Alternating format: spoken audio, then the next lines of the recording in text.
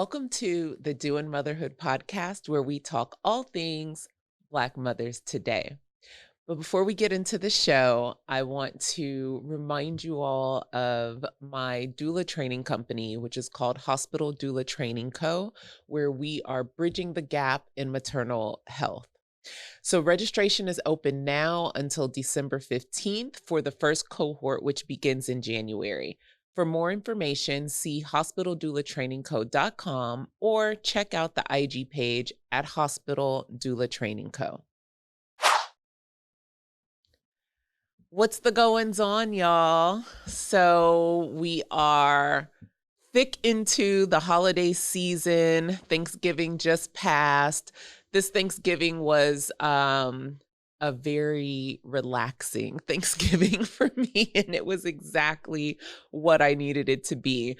So 3 years ago, my kids and I decided that we wanted to do Thanksgiving a little bit different from what we normally did. And so what we normally did was the typical family Thanksgiving, whether that was with our family or friends that are like family.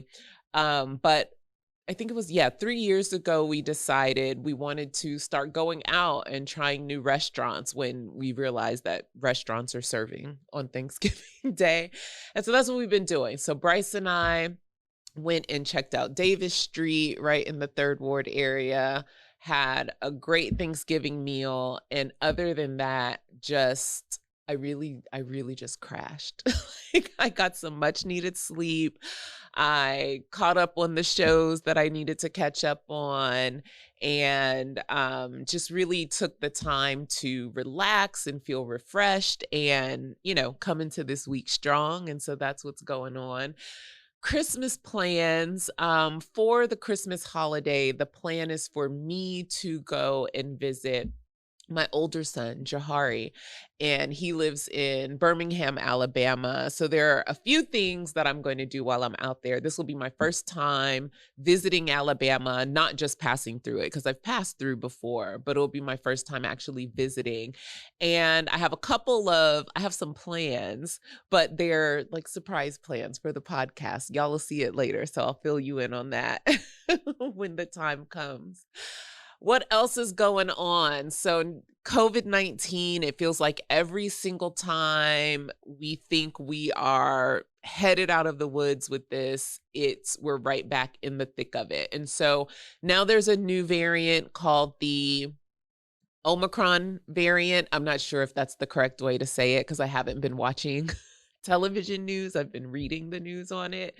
But the Omicron variant has been found in South Africa reportedly. It's also, as now we know, it started in Europe and then was transmitted or transferred some kind of way to South Africa. But South African scientists are the ones who are like on top of it right now and giving all the information. So anyway, even with just that little tidbit, you can tell that like this is already, our news is already politicizing it. The fear mongering has already started, travel bans and the whole nine, right? So what I wanted to do was just find the information that has the least of all the drama so that I could share it with you all. And so yesterday according to WHO, the World Health Organization, they still don't have a lot of information about this strain. These are the concerns that they do have. This strain reportedly has a lot of mutations, and they're not sure what those mutations are going to do. They're not sure if those mutations are going to cause people to have high reinfection rates, meaning those who have already been infected with COVID, will they become infected again? They're not sure if the vaccines that we've already been taking for the last year, they're not sure if those vaccines will cover this new strain, and they're not certain yet if the boosters that people are taking now or getting now will be helpful. So there's still just a lot of questions, and these are questions that the scientists have and health officials have. They're just working to get to the bottom of it. What U.S. health officials advised President Biden on is that additional measures do not need to be taken at this time. So sounds like we can, watch carefully, proceed carefully, but we don't need to make a huge big deal and start doing, you're like, don't go to the grocery stores and start buying all the toilet paper. We don't need to do that again, right? But they're working with drug makers, of course, to get ahead of it and create contingency plans for what they might see as they continue to research this. So all in all, it's up in the air. We don't know what's going to happen. And they're just advising that we continue to do the same things that we've been doing, which is washing your hands, wearing your mask when you're out in public places, trying not to be in indoor public spaces too much, right? If you're going to be in public, try to make it areas that are going to be outside. And we'll just have to see what happens. I am hoping it's my own personal prayer that in the spring, we're going to be out of this thing. I hope, but who knows? We'll see what happens. Moving on. Also last week, some big news that came just before the Thanksgiving holiday was that the 3 people who murdered Ahmaud Arbery in cold blood have been convicted, and they will be serving time for that crime. And so without getting into the case, because honestly, I did not watch the case. It was important to me with that case and the Rittenhouse trial. Both of those trials, I decided that it wasn't going to be good for me to watch each day of the trial because I wanted to what I said to my friends is I needed to keep my head and my heart pure, right? I did not want to listen day in and day out to people try to justify what we know was a hate crime and what we know was a cold-blooded killing, right? I just had no interest in listening to racist rhetoric to try to get 3 murderers off for killing someone who was jogging. So, the question then, or it's not even a question, some would say, okay, well, they've been convicted, they are going to serve time, justice was served. And I say to that, was it? Was justice served? I think as Black people, we've become so used to seeing justice not working for us in our court systems. And so it's easy that when the one or the few times that justice does appear to be served, that we're excited, we're happy, and there's relief. And really that's really what it is. There's some relief that says to us, because what that is truly, it's a consolation that if something happened to a person that I love, if the same type of heinous crime occurred to someone that I love, will they matter enough, right, to a jury of 12 in the U.S. justice system to make sure that that justice is served for them? And so initially there's relief, there's celebration that yes, finally this has happened.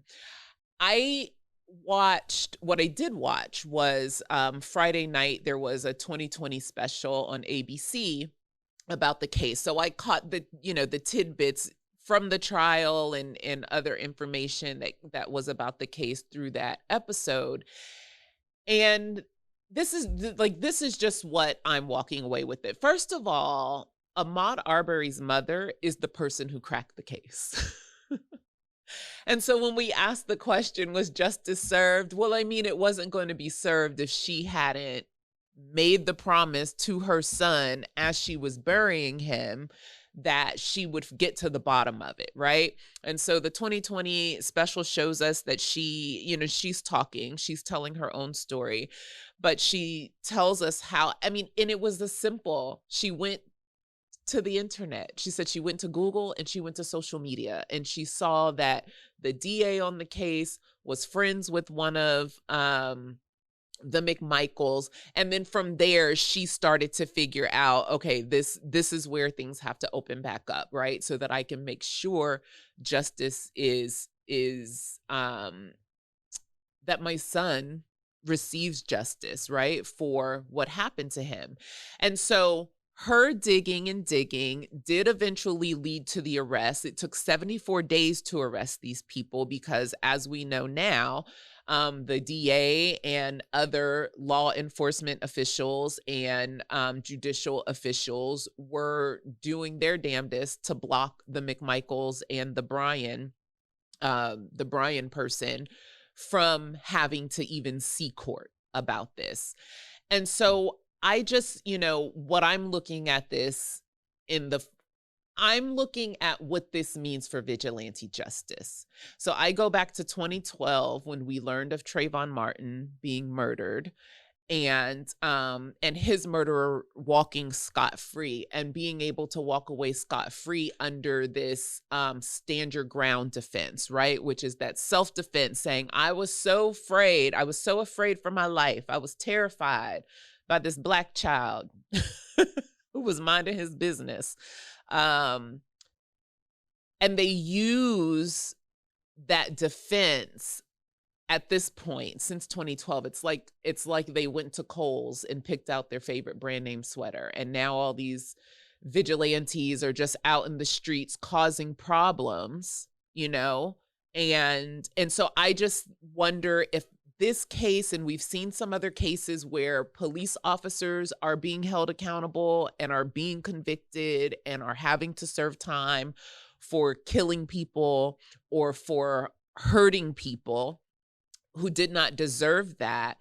I'm ready to see the pendulum start swinging back in the other way, and that's what I wonder. And for me, it's not justice being served until it comes back. So what I would like to see is that anytime any of these cold-blooded murderers, because that's what they are. These are not people who were they weren't trying to do anything noble. They're cold-blooded murderers.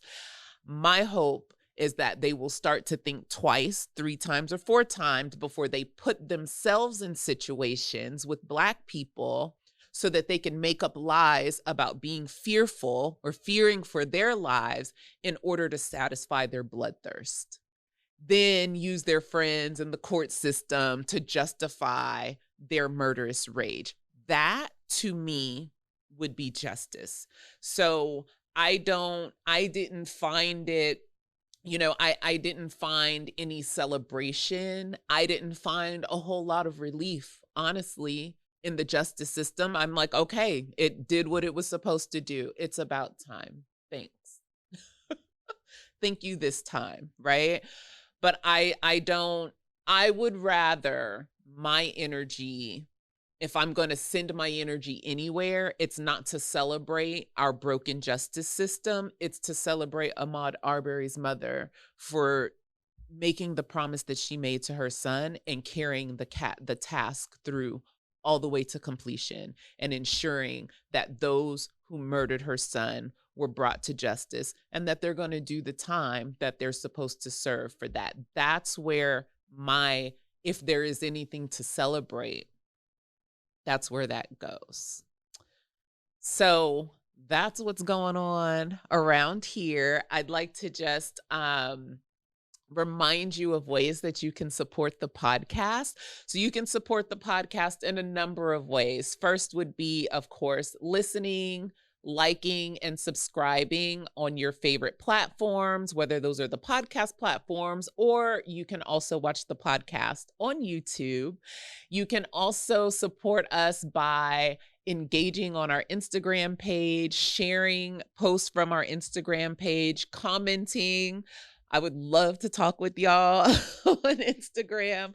So giving comments on Instagram, sharing Um, and subscribing there, or following us there on Instagram. The Instagram page is at doin_motherhood_podcast, and we look forward to connecting with you. And now it's time for the 411. So, in this episode, the 411, we are talking about parenting athletes, of course, inspired by the movie King Richard. Before I get into the 411, I'd like to give you this one update about the podcast that you can expect to see in 2022. So in 2022, I am going to begin raising funds for Hospital Doula Training Co. One of the programs that we're running from Hospital Doula Training Co. is the Community First program. So I'm monetizing this podcast to help with those efforts. You probably hear the ads that are there currently. I don't like them. They drop in halfway through the sentence. I don't like it. But what I am looking to do is start partnering with small businesses that would like to spend a little bit of their, marketing money in a place that will that serves our community. And so in the Community First program, what we're looking to do is pair doulas who come through our Hospital Doula Training Co program, pair those doulas up with families that are in their communities that may not have the means to cover, or the resources to cover doula fees. But we also want to make sure that the doulas are compensated for their time and their work and their expertise, all of that. And so we're starting a donation fund so that we can push, resources so that families are being taken care of. And that is what we're looking to do from this podcast. So all money that is raised on the podcast, whether it's through advertising or through donations, will go to this Community First Fund for Hospital Doula Training Co. So you'll hear me occasionally ask that you donate to this special cause. If you're interested, please contact doinmotherhood@anyadoula.com. So now into the 411. Did y'all watch King Richard? It was such an amazing movie. I really loved it. It's so interesting to me that these sports movies are coming out. And I mean, obviously there's you all know the reason that I'm attracted to those movies and have a lot to say, right, about those movies. But really wanted to get into what does it mean to, or what does it take? That's better. What does it take to parent an athlete, and to parent the type of athletes who go on to do amazing things like breaking records and breaking world records, right? Like Serena and Venus Williams. Hello. So if you're not familiar with the movie King Richard, it is a movie that Will Smith stars in. He is the lead, playing Richard Williams, who was the father of Venus and Serena Williams. And I won't spoil. I won't spoil too much, but y'all know how I feel about the spoiler alerts. Okay, so listen, if you have not seen the movie yet, and you are a person who cannot deal with spoilers, then you're going to pause this episode. This isn't going to be the one you listen to now. Okay, go back and listen to an old one or something. And then you come back to this episode after you've watched it and you want to add input to it or whatever. But I will do my best. That's what I can tell you. I will do my best not to give too many spoilers. But just using these stories to help us as parents as we help our children toward their dreams, right? And so I'm going to talk about what it is to parent an athlete, using some of what we saw in the film, and some of my own experiences with my son becoming the athlete that he is today. So I'll give you just a little bit of background. And if you go back to I believe it's the second episode of this podcast, I tell Bryce's story, when he first became like that type of athlete. Because before that, we were just, listen, I just needed this kid to get a whole lot of energy out. We had just moved to Houston. His dad and I had just separated. We weren't divorced yet, but we had just separated. And I was here in Houston by myself with the two boys. And this one was 4 years old, Bryce. And he was like a little Tasmanian devil. He had so much energy, and it was literally like it was zing, zing, zing, zoom, zoom, zoom. He was all over the place from early in the morning until late at night. And it's so funny because he is nothing like that today. Like, if you were to meet Bryce today, you would not believe that that's the type of kid he was at that time. And so I had to start finding things. I was like, I've got to find something to do for him, or for him to do, that's going to put this energy to like good use and give me a break. And so I found that in soccer. He was too young at that time. I think he couldn't start basketball yet, or maybe we were past the point of basketball. I can't remember. And then I felt that he was too young for football, so I wasn't going to do football. And then, and we just don't do baseball in our family. It's just not our sport. And so it wasn't going to be baseball. But then I found soccer. And if you live in the Houston area, you're probably familiar with Fun Fair Positive Soccer. Every time the school season starts, you start seeing their little flyers all over the place around the schools. And so I said, okay, I'm going to put this kid in Fun Fair Positive Soccer, and he's going to go out there and have a blast for like 2 hours on the weekend. And I'm going to sit in my soccer mom chair and text message and not be the sole person responsible for him for that time. So that was my plan. That was how it was going to be, right? And so that's the first thing when we're talking about parenting athletes is, what is the plan? What is the plan? Having a plan. So Mr. Richard Williams had a 78-page plan that he wrote before those two were even born. I thought that was hilarious, but also amazing, right? But so it starts with the plan. And so that was my plan at first. My plan was just get him on the soccer field so he can run that energy, and I have 2 hours to, do whatever on the sideline as a soccer mom and bring snacks on the week that I was assigned to bring snacks. That was the plan.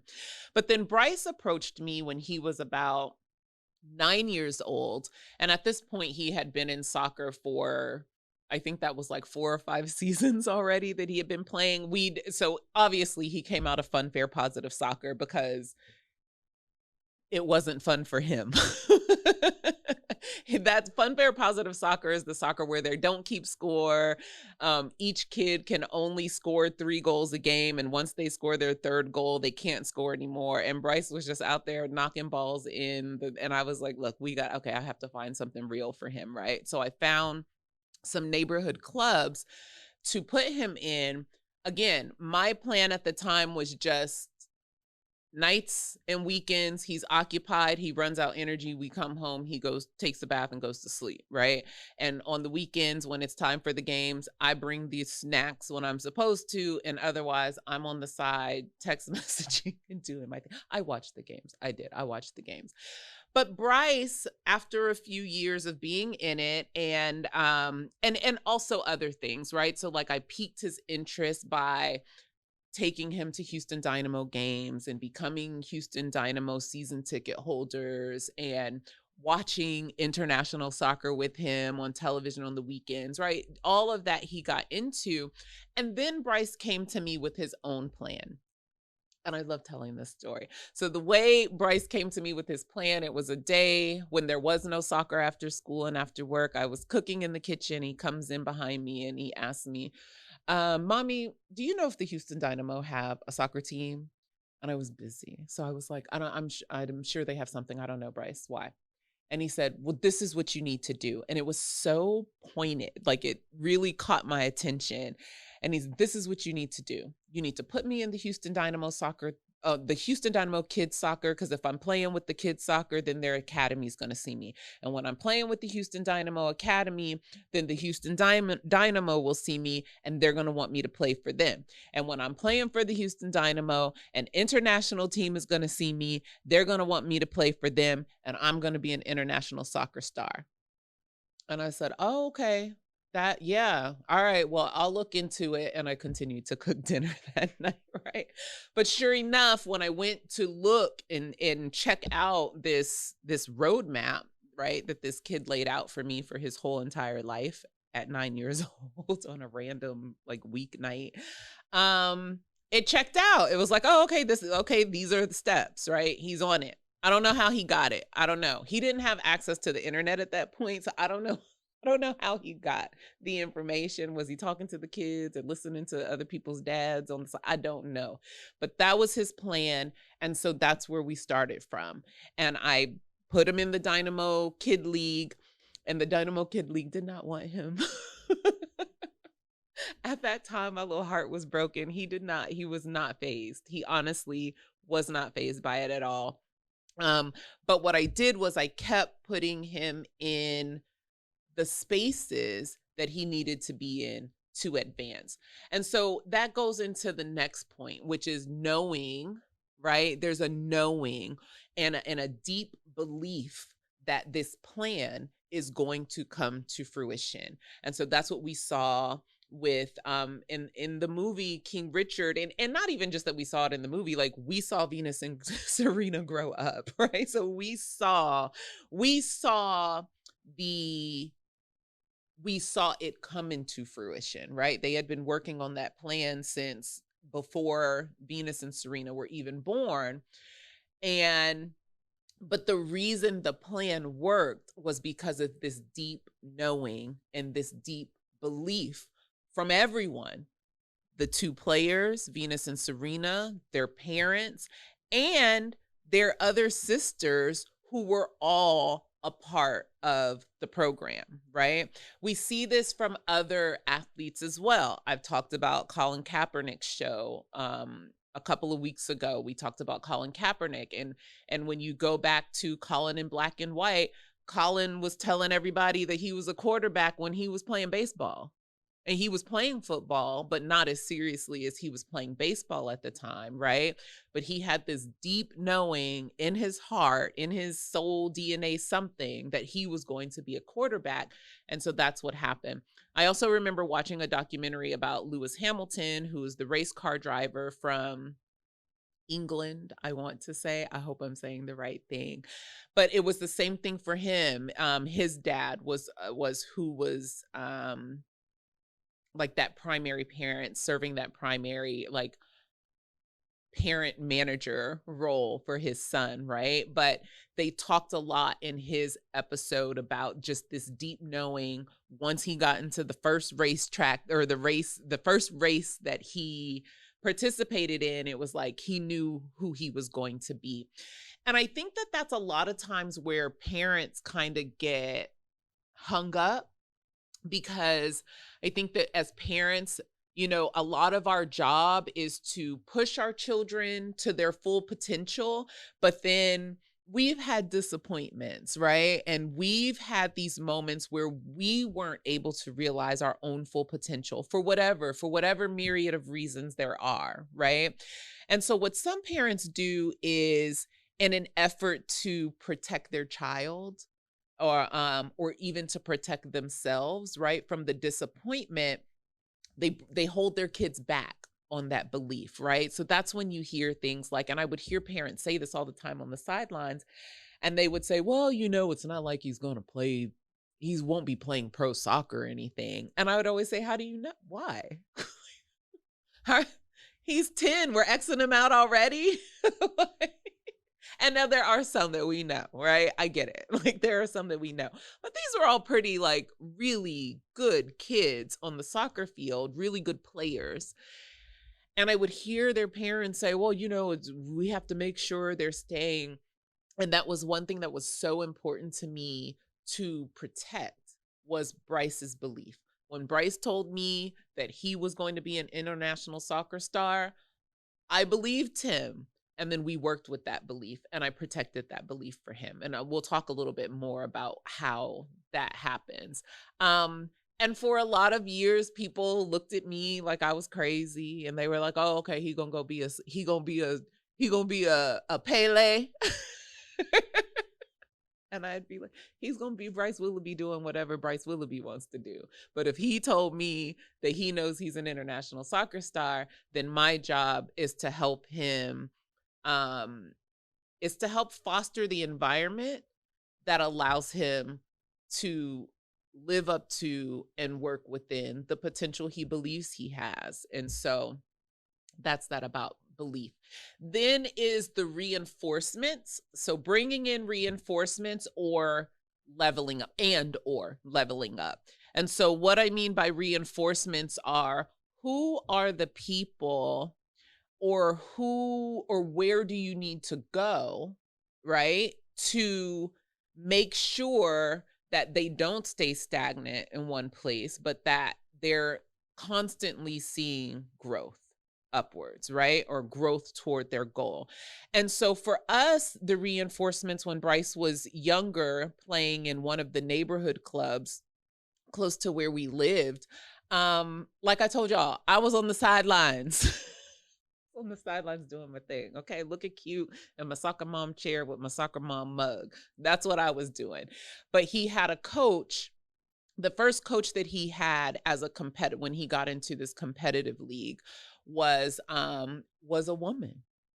And I don't say it like that because I don't believe women can be coaches, but at that time people did not believe that she should have been a coach. And I always see her name is Coach Martha Lucio, saw Bryce, and she believed in Bryce, and she made sure that I believed in what Bryce's potential was. And so that was the first thing. She hooked Bryce up on an older team because she said Bryce is playing at a level far beyond his age group, so he needs to play up so that he can get better. That's the reinforcement, right? She moved him into a position, or she suggested, she didn't do it. She suggested to me that he move into a position that would allow him to level up. And he got to that team, and that's exactly what he did, right? And so from there, I learned, even though we weren't with Coach Lucio anymore,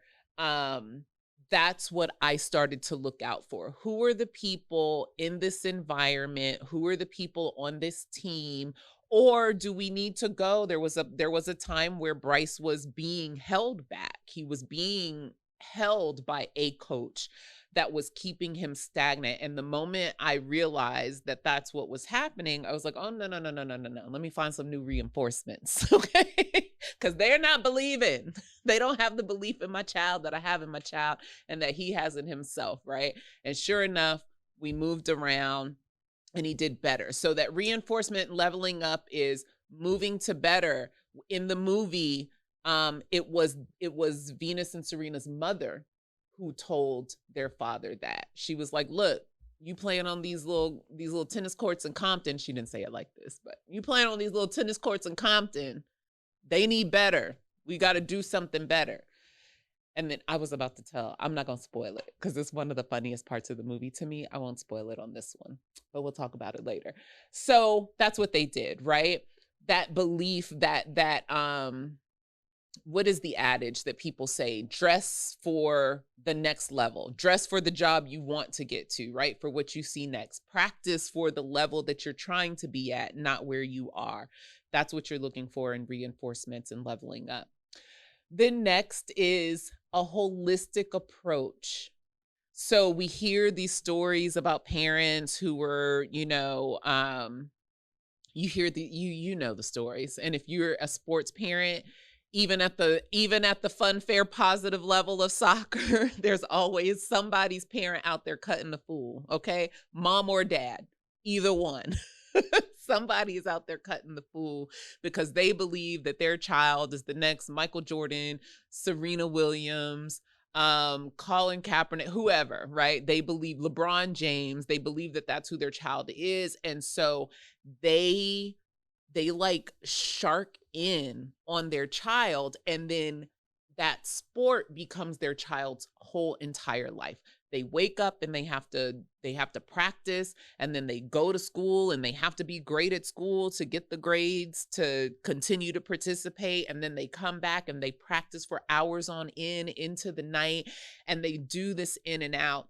And what those parents miss is that this child is interested in other things, and that this child has to be developed in other ways, right? And so that's what we saw Richard Williams do. Like, yes, they pushed tennis, That was the 78-page plan. The whole family was on the plan. Everything was tennis for Venus and Serena. But he also made sure that they had social skills. And he also made sure that they were doing well in school, and that they spoke several different languages, and that they were emotionally well. That was one of the things that really stuck out to me in the film, because I only have memories of back in the day when they were on the circuit as young girls, and the news media would report that Richard Williams was like this, crazy raging dad, and he was off. Like he was he was a strange person. Okay. Like, there were just some things that were like, sir, are you okay? But what I picked up was that he and his wife as a unit were tapped into making sure that their girls were holistically being developed to become the people that they were looking to be, right? So yes, tennis was important, tennis was everything, but it wasn't all of everything, right? So that's still important. Maintaining boundaries around the dream. So that's going back to that knowing and that belief, right? So maintaining boundaries around the dream is, I think that's what I did best. That's where I pat myself on the back. Like, you did a good job, girl. You're doing a good job. So back to, like I said, parents who will say about their own children, well, it's not like he's going to be in the NBA anyway, right? It was important to me to make sure that other people were not allowed to cloud Bryce's his thoughts about himself. I did not want other people having conversations with him about, you need to be realistic and you need to start picking out colleges. People would try to say things that to him. Like, I was like, he's in 7th grade. Like, relax.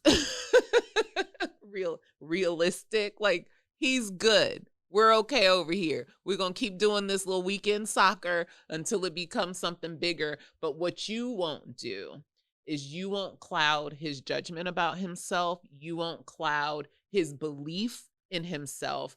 And you won't, I just didn't allow people to affect his belief, right? And so that's what I mean by maintaining boundaries around the dream. Now, I did learn when I had to let up because I was very serious about it. Even to the point there was like, I remember this time that we were in a grocery store, and at this point Bryce had, like, he's always been the tall kid, right? But at this point he was like my height. And so we're in the grocery store, and this man walks up behind us and he says, "Oh yeah, you're going to be a great basketball player. Do you play basketball now?" And that question annoys the hell out of Bryce. Like, it annoyed because he hates that people assume that he's a basketball player, and that when he says to them that he's a soccer player, that they like try to tear it down and belittle the sport that he loves. So anyway, it's a whole thing. So Bryce was very quick to say, "I don't play basketball. I play soccer." And the man is like, "Oh no, you need to be on the basketball court." And then Bryce said to him again, I don't play basketball. I play soccer." And the man kept going. I said, "Hey, he told you. He plays soccer. He's not interested in basketball." That's what he's going to do. That's what he's going to go. That's what I mean. Like, leave these kids alone, right? Leave these kids alone. Let them have their dream. They're kids. If you can't dream at 12 years old, when are we supposed to dream? Right? If you're not going to let the kid have the dream when they're 12, 13, 14, 15, then like when are they supposed to dream? When they're 30, sitting in a cubicle? No. But I realized as his parent that I had to let it go when he was ready. And really what it was, and I'm realizing this as I'm having this, as I'm talking about it right now, is that it's not even that I let the boundary go, but Bryce took the boundary and he started to understand how to maintain that boundary on his own. And then it became what he needed to be. So there was a summer where he spends the summers in New York with his dad. And a couple of summers ago, he came back. And so Bryce's dream or the goal, it was always like, I'm going to play professional soccer. That's what it is. And I was like, all right, well, that's what we're doing. That's the plan we on. What's next? Right? That's what it is. And he came back from spending the summer with his dad, and his whole, like, everything changed. And he started talking about being realistic. He's like, I need to be realistic and I need to start thinking about colleges and I need to da da da da. And I was like, who's been in your ear? Me, the guard. Okay, the bodyguard, right? The dream guard. That's what I was. I was like, who's been in, what are you talking about? What is this? What is this realistic speak you're speaking of? Where did this come from?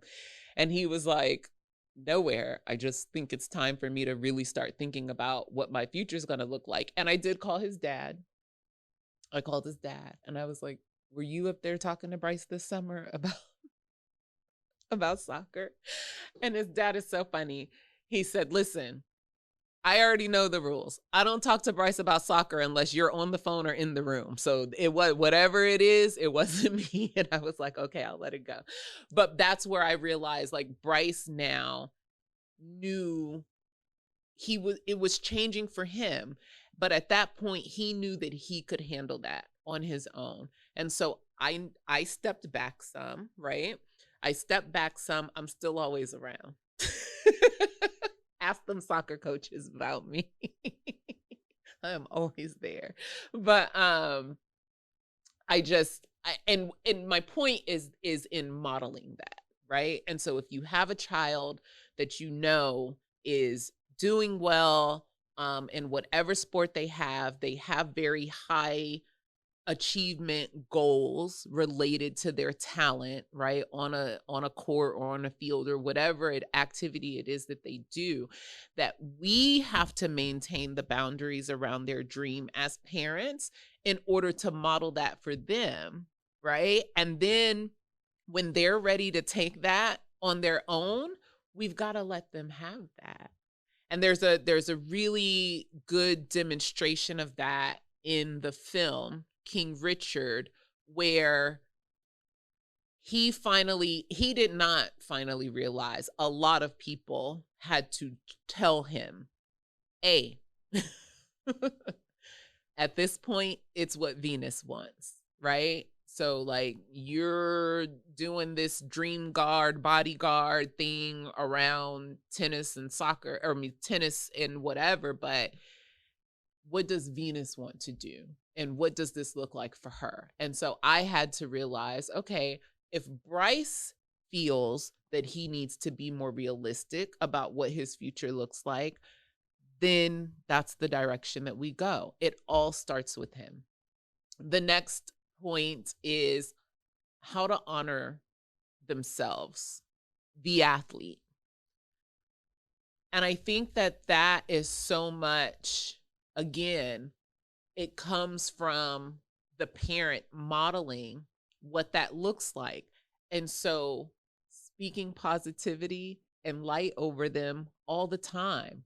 Like I said, people thought it was crazy that this boy thought he was going to be an international soccer star.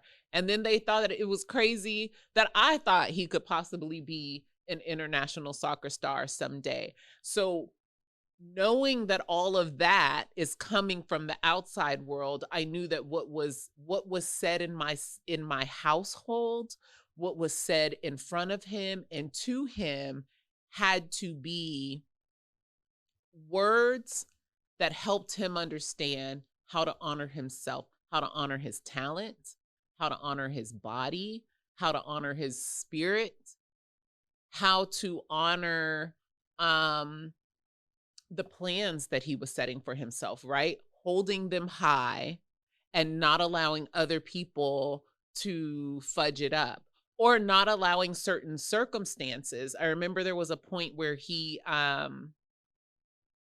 had one season where he had like a couple of injuries. He sat out almost an entire season and he was really bummed out about that.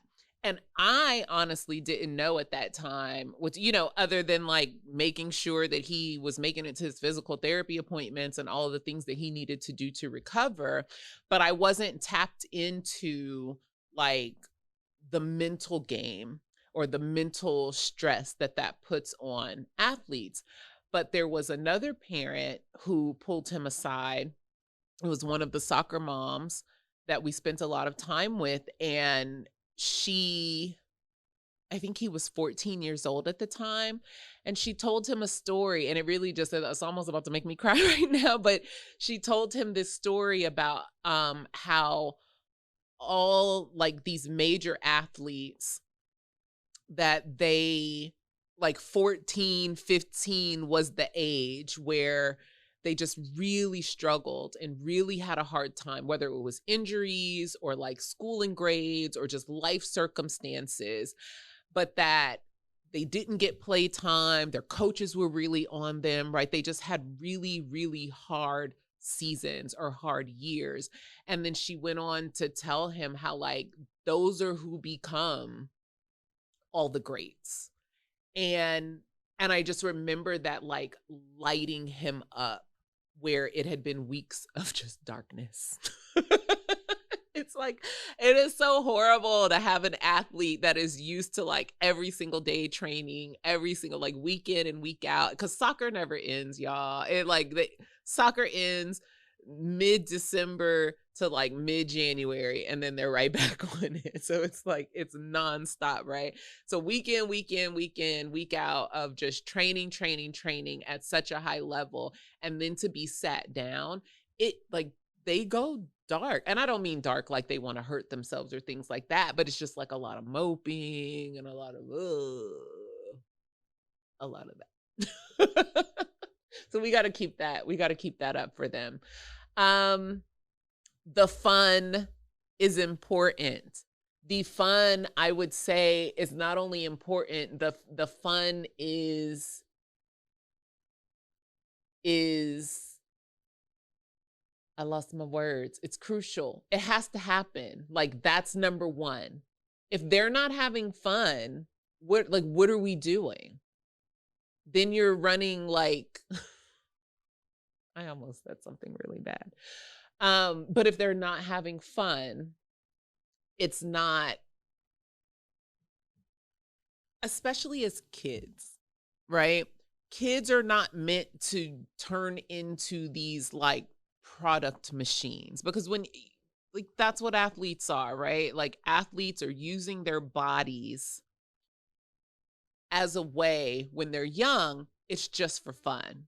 And then when they get older, they start having all of these, they have a lot of choices to navigate because they're using their body to help out whatever it is. So whether it's like a school that comes and starts recruiting them, or another team or league that's looking to recruit them, or when they become older and when they are in college, that now these institutions are making hundreds of thousands, if not millions of dollars off of their bodies and their likenesses, right?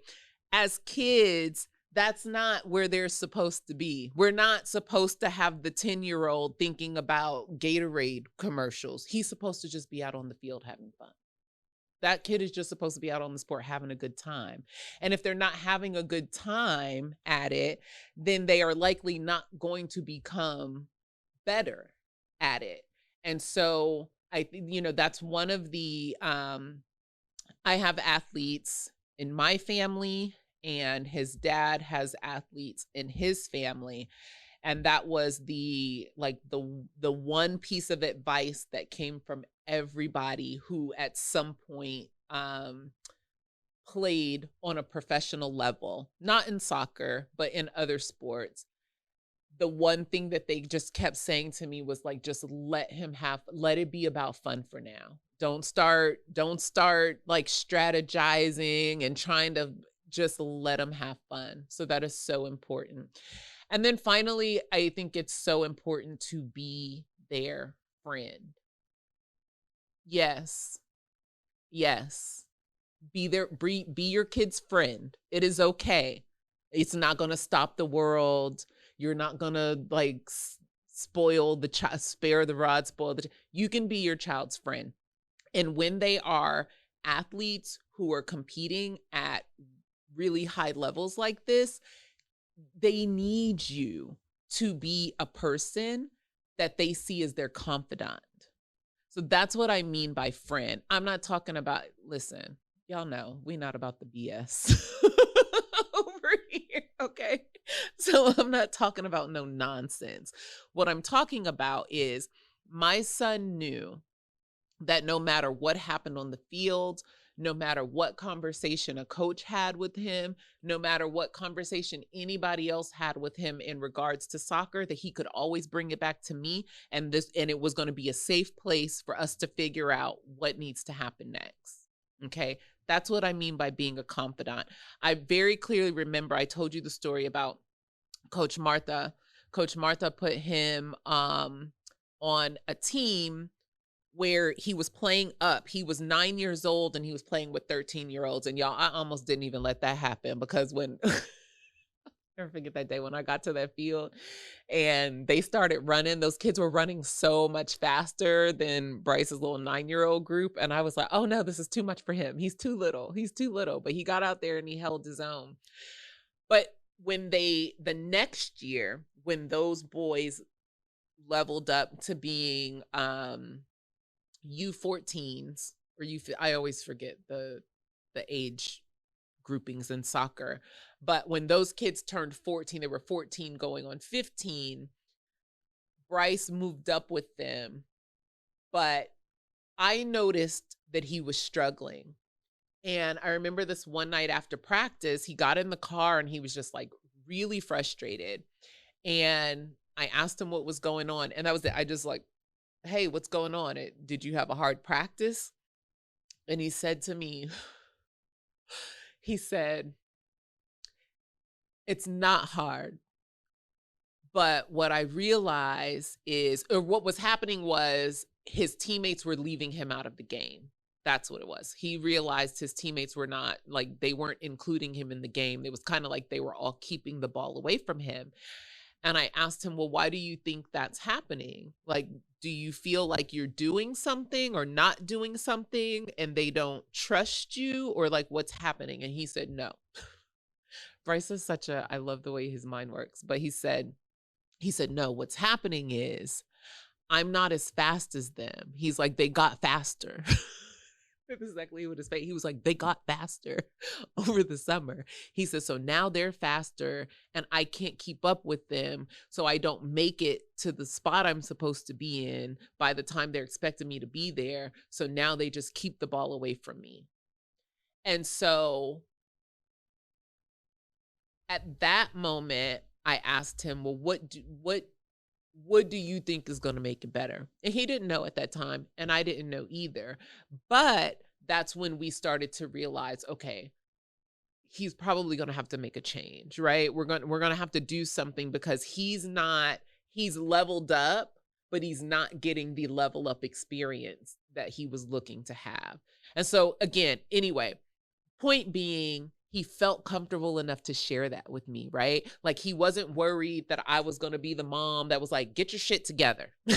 Get out there and do what you're supposed to. Well, get faster, right? Or like, whatever that, it can be with other parents. So it's just really important to be their friend and their confidant. And also because when they start playing at a certain level, and so going back to Bryce's initial story, the Houston Dynamo Kid League did not pick him up. We put him in all these, he played in these clubs around the city. And when he was 14 years old, the Houston Dynamo Academy came and recruited him out of the club that he was playing for so that he could join the academy. And so as a player at the Houston Dynamo Academy, it is very much, they're trying to get it to this point. I think some of the other teams in the MLS have it, like New York Red Bulls, LA Galaxy. I think Seattle Sounders, like they have really solid, even Dallas. FC Dallas has a really solid academy, but they've been doing their academy for years. The Houston Dynamo is fairly new to this academy life, but these kids are now, they're pulled out of regular high school. He has not attended regular high school since his freshman year, and he'll be graduating in the spring. He attends online high school and he trains. They train throughout the day. They do online high school, sometimes together, but most of it they do on their own, at home. And so he's not in regular high school anymore. He does not see his friends. And because of the move to the Houston Dynamo, we moved to a different side of town. So we went from living out in West Houston, and now we live in Third Ward. And so he does not see his friends very often. Even he doesn't even have the time to like FaceTime or talk on the phone very often, right? And so right now it's me and him. And I can't imagine if like I was like one of those like overbearing, like, you better make it. You better make us millions type of parents, that it would be the same type of experience, right? Or that he would be able to maintain that without knowing that he has a parent that is completely 100% on his side. I am the doula for Bryce's soccer career. You hear me? That's what I do. I'm his soccer doula. No, I am definitely his momager, and I don't play. That is what we do. So that's what I learned from. Those are the points that I saw pulled out of the film King Richard and watching how they handled that. But also there was a Red Table Talk, because of course Will Smith was going to have, a little some extra on the side. So on Red Table Talk, he had Venus and Serena, their sisters, and their mother join. And so just a couple of takeaways that that their mother gave about bringing up parenting athletes. One of the things that she shared that I realized was something that I never thought about, but that like they had to do it together as a family. She said everybody had to be doing the same thing. She said we couldn't have, half of us on one side, half of the family doing the other thing. She was like, everybody had to do it together. And so you hear them talk about how, Venus, at first it was all 5 girls playing tennis. And then when it came down to Venus and Serena being the only 2, the other girls still like played a role, right, in making sure that the plan panned out. So, and she gave us a quote. She didn't say where in the Bible, but she said there's a quote in the Bible that says a perfect bond in union is love. And so that's where that helped her realize like, no, we've got to be a perfect bond. We've got to be a perfect union in order for this plan to come together the way we want to see it come together. Next was no doubt, no fear. She's like, you have no place for it. There's no place for it in the family. And so going back to, she said, when other people would say things like, you really think, she said, we were just we don't hear that. We don't see that. That has nothing to do with us. And then there was a point in the movie where Venus first went to the juniors competition, and it's all these white families, And that, I mean, that's just, it is what it is, right? It's kind of the same way in soccer. Well, in soccer, there are a lot of international families, but the very rare are Black American families. And it still feels like it still feels like, whoa, it's just us out here. That's what I was. Richard Williams is hilarious. He was like, anyway, I'm not gonna say what he said. You'll find it in the movie and you're gonna laugh because it had me cracking up. I was like, this man is a fool. But they're walking through, and I guess I don't remember if she saw Venus say you like if Venus looked worried about someone or if she said something about someone, but I just remember her voice coming through loud and clear. She said, "You don't worry about them, Venus. You let them worry about you." And I was like, that's it right there. And that's something that I don't even know that I taught that to Bryce, like through words, right? But it's something that I realized about Bryce very young, very early. He was never worried about what other people would say to him. They try to tease him, they, whatever. He was always self-focused, worried about himself, and and again, that's that maintaining that boundary around their dream, right? And then finally, the other thing about their mother is that she made him listen to the girls when it came down to the points where it was like he was stuck to the plan and he was dad and he figured it all out, so everybody should go with what it was that he was saying. She had to stand up and say, this is not about you. You have your own stuff that you're dealing with in this. But in moving forward, you need to talk to her, or you need to talk to these girls, and they need to, like, this is their decision as well. And so that's that's the last point. It's just that, like, what does your kid want? What does your kid need? Hear them out, listen to them. Like I said, I wouldn't have picked up on, I just thought Bryce had a bad day at practice one night, right? And then because I said, what's going on? What's happening, right? And then he spelled it out for me just as plain as it could be, and we figure out what to do from there. So I hope that's helpful to those of you who have kids. That, do you see it? Do you see it in their little eyes? I remember the day that I realized that Bryce, I was like, oh, this is gonna be real. I need to really pay attention. I can't just be on the sidelines texting anymore.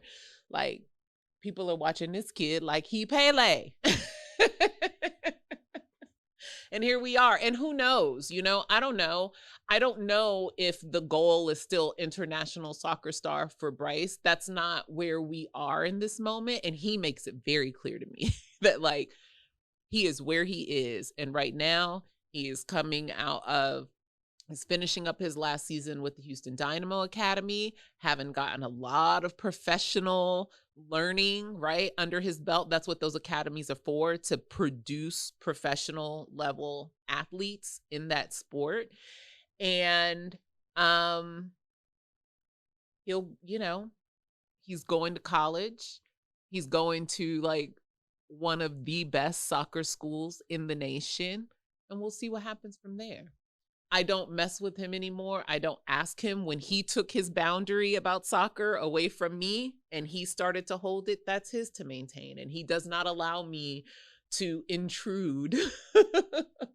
And that's like, we just have to honor that. I honor that, and I honor that in him. And yeah, so that's that on parenting athletes. And again, check out King Richard if you haven't checked it out yet. Also, go back and check out Colin in Black and White, because like I said before, I think that those are both really good examples, especially for young Black children. It shows them how to maintain themselves, maintain their dignity, maintain their integrity in spaces where others are not used to seeing them.